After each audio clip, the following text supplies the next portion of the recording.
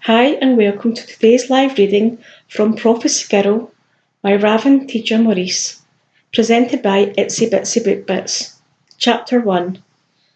My name is Camille Bishop. I might be just like you, only I'm not. Jane Lowry fidgeted nervously, twisting the brightly coloured beads on her Pandora bracelet. She would look at me and then quickly look away like she was somehow not confident enough to speak to me. There was a thin sheen of sweat on her forehead by her hairline. She blinked a lot. I wondered if she thought it would stop her pupils from dilating. All it did was make her look more nervous.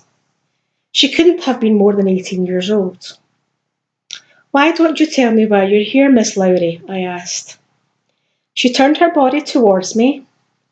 My office was so small there wasn't much room. The sides of my desk each touched a wall, and the only way around it was to climb over it. "I want to find my real father," she said, making eye contact, then immediately looking away. "I believe the man who I've always thought is my father isn't. But I have to prove it on my own. Can you help me?" I started making notes. For my first case, this seemed pretty standard. "Well, we need to gather some DNA so we can run a test," I began. I made sure that I kept my eyes on her, regardless of if she turned hers away from me.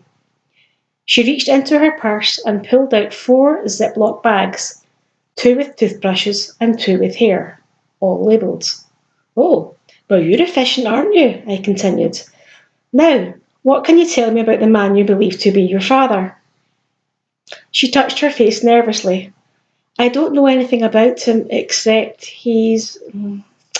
She moved around uneasily, returning to fidget with the beads on her bracelet. I'd been around the PI game since I was young, and I heard a lot of craziness. I would be impressed if she shocked me. "I think he's not of this world, you know. With these health issues I have, it would explain a lot," she blurted out. She went from relaxed and looking around the room to nervous again when she looked at my face. "You have to be more specific." "I think he's a creature of the night." She couldn't be serious. I started to wonder if Jane Lowry was a prank set up by my cousin to torture me. I tried to keep my expression level, but prepared for this to turn shitty in an instant. I cleared my throat. "Excuse me? I think he's a creature. Part of a bigger network of creatures, actually." I wrote it all down. I wasn't sure what she meant by creature. Some people call prostitutes creatures of the night. I wasn't about to mock my first client, though. Besides, there was a time when something unexplainable consumed a large part of my life. "Does he have a name?" I asked. She looked uncomfortable again, and my instinct said she had a name but didn't want to give it to me. "No, that's another reason why I'm here. I need a name, and I want to know exactly who I am dealing with before I can approach them, if I even can." "Okay. Well, I'll send these samples off and we should know in a few days," I said. "But with the info you gave me, I can do some poking around. Now, we need to talk about fees. The DNA test is not cheap." She pulled out a rolled up wad of cash, a few inches thick. She smiled, clearly proud of her achievement. She blushed. "I knew it wasn't cheap, so I've been saving. I'm not sure if you can understand what it's like to know that something went on with your parents that regular minds can't grasp. You can't talk to anyone about it." I smiled at her. My parents had been killed by the mob when I was 13 years old. What I saw often haunted my thoughts, visions of death and ghosts that took me years to suppress. "Don't worry, Miss Lowry, you don't have to justify anything to me. Hopefully I can find you some information and that will set your mind at ease. When I was really little, I wanted to grow up to be a princess. My mother told me the legend of King Arthur, and I thought I was destined to live in such a grand and exciting world. As I got older and figured out Canada didn't have princesses, I changed my mind to a goal to crime fighting a superhero. which was sort of like what my dad did and most of the Bishop family did. For a long time, the Bishops were the law. My grandparents, aunts, uncles, all cops of one flavour or another, and now most of the children. But then, 10 years ago, my parents were murdered. Mob hit was the official story. The crime remains unsolved. When I told them what I saw, they brought in the doctors. I didn't witness it directly, but I saw things in the house, in my dreams, every time I closed my eyes. I went to live with my Uncle Ted and stopped talking about it. I tried to settle into a somewhat normal existence. I learned to keep what I saw to myself. The law-loving Bishops became rather jaded after what happened to my parents. Uncle Ted and his partner Chris Lewis quit the police force and started a PI firm. Ted's wife Cindy didn't take it well and took off not long after. Ted took me to work with him, and I started learning the PI biz. It was actually kind of brilliant. No cheating spouse would suspect a teenage girl was running surveillance on them. It may not have been entirely legal, but it worked. Enough that I went and got my college degree in private investigation. Since I had so few friends, my Uncle Ted became so much more than an uncle and a friend. He's the best man I know. Uncle Ted came in about an hour after Jane Lowry had left with 2 mugs of coffee. He handed one across my desk to me. "How'd it go?" he asked. "Good," I replied. "Seems like some simple paternity stuff." "Really?" Ramona said the girl seemed odd. Ramona, the agency's long-suffering receptionist/assistant, was really good at reading people. She tried to teach me, but I didn't have that level of talent. But I practiced. It was a tool I really wanted to master.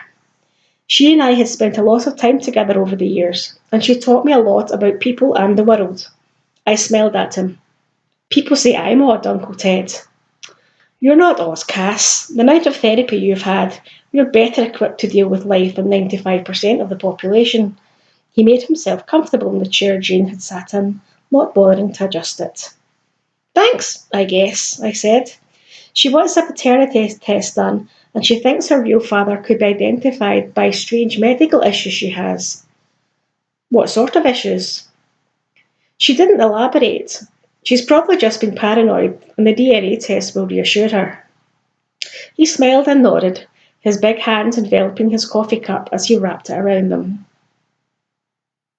"Well, if you need any help," he began, but Ramona's appearance in the doorway stopped him from continuing. Her curly red hair with silvery streaks was especially bouncy today. "Your next client is here," she told him, smiling at me before she disappeared. He sighed, waving as he walked out. I got on the computer and started running background checks on Lowry and her family. Her Facebook photos were heartwarming. The man she called Dad was a leather, patches on the elbows of his jacket kind of guy. Thomas Lowry was a university professor and an all-in-all respectable dude. He had never been in trouble and had no dirt that could be easily found. Jane and her mother Benita were an interesting duo. Benita was a very thin, wiry woman who clearly took great pride in her appearance. Now, I had no issues with thin people, but I could see she was so thin as a direct reaction to spending much of her younger years heavy.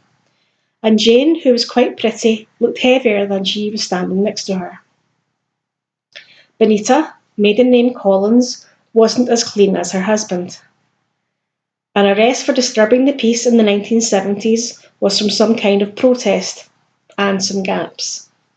Gaps in a standard background check could mean a variety of things. She could have been pardoned for a crime of crimes, she could have fallen off the grid, and she could have been a mole woman literally living underground. But the timing was weird in terms of Jane's conception.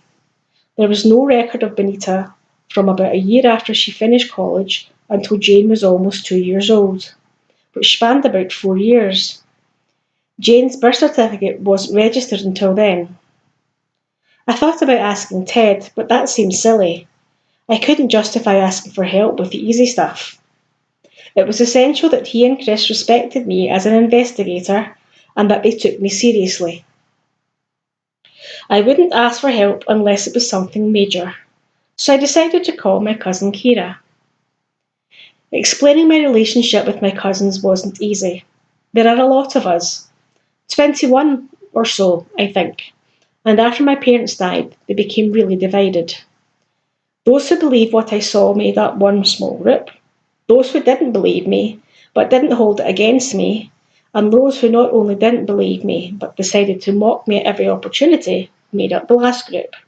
I called them Team Poppy, because they were led by Ted's daughter Poppy. Kira was a non-believer, but didn't hold it over me.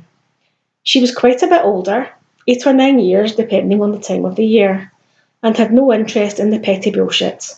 This worked out great for me, because I respected her as a person and a woman. Ted even said she was a pretty decent role model. Detective Bishop? Hearing her answer her phone always made my heart sink. There had been only one other Detective Bishop in the family, and that was my dad. Hey Kira, it's Camille. Hey kiddo, how's your first day of clients going? She asked. Good. I have a question that I think you may be able to help me with. I'm running a background check and there are some gaps. It could be something unexciting. What's the name? She asked. Benita Lowry, maiden name Collins. She has some priors, nothing too serious. All right, let me take a look and I'll call you back. If it's after hours, I'll call your cell. I don't want to call the house because I might have to talk to Poppy.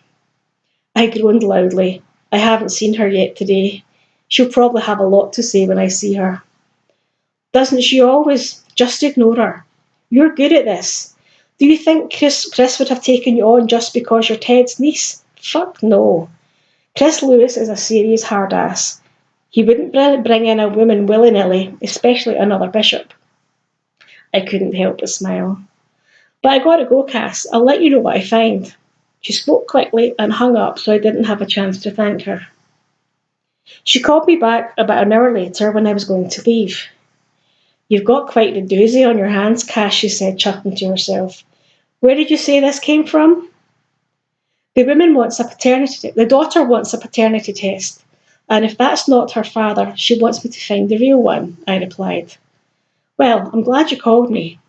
Benita Collins was involved in a massive lawsuit against a man named Elliot Kincaid, and the whole thing doesn't show up on a check because someone made it disappear. I thought I should be honest. I don't understand. Have you ever heard the name Elliot Kincaid? Of course not, you're too young. Is he a mobster or something? She laughed. He's not a mobster, he is the mob. Or when this went all down. He's moved up the pyramid since then, so he's under the radar. But Benita Collins was involved in a massive lawsuit against Kincaid. Several women who worked for his corporation accused him of sexual misconduct, rape from Collins specifically. He was a prime suspect in a string of unsolved rapes that happened in the vicinity of his office to a large number of female employees. So he threw some money at it and it got wiped clean. Looks like it. Interesting tidbit, these cases result in multiple pregnancies. Most of them ended up in the foster system. 4 of the 12 stayed with their parents. Wow. Also, Benita Collins had the only girl. I wrote everything down in my notes. There had to be some information about the cases somewhere. You might want to talk to Ted about how to handle this one, honey, she continued, because if it turns out that your client is this girl, and there's a chance she might not be, she might not take it so well. I cannot imagine how I would react if I found out that I was the product of rape. Great, thanks, Kira. Anytime, kids.